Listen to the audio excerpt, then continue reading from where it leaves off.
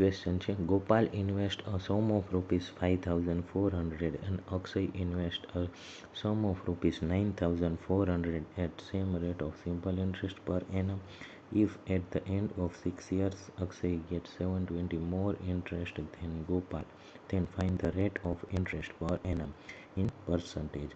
હવે ગોપાલ 5,400 અને અક્ષય 9,400 સાદા વ્યાજના દરે 6 વર્ષ માટે ઇન્વેસ્ટ કરે છે, જેમાં અક્ષય ₹720 ગોપાલ કરતાં વધુ ઇન્ટરેસ્ટ મેળવે છે.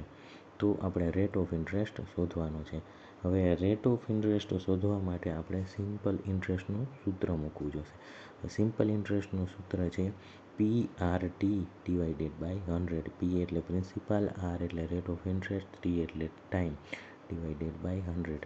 હવે આપણી પાસે પ્રિન્સિપાલ છે. પ્રિન્સિપાલ શોધવા માટે આપણે અક્ષયનું ઇન્વેસ્ટમેન્ટ માઇનસ ગોપાલનું ઇન્વેસ્ટમેન્ટ એટલે 9,400 માઇનસ 5,400 એટલે થાય 4,000. રેટ ઓફ ઇન્ટરેસ્ટ આપણે ખબર નથી એટલે R અને ટાઈમ છે 6 વર્ષ ડિવાઇડેડ બાય 100. હવે નીચેના 100માંથી 2 0 અને ઉપર 4,000માંથી 2 0 કાઢી નાખશું. બરાબર. હવે આપણી પાસે સિમ્પલ ઇન્ટરેસ્ટ છે 720. બરાબર, એટલે 720 બરાબર ઉપર વધ્યા 40 અને 6 એટલે 6 ચોક 24 એટલે 240 R. હવે R બરાબર 720 ભાગ્યા 240 કરીએ એટલે આવે 3, એટલે સાચો જવાબ છે 3.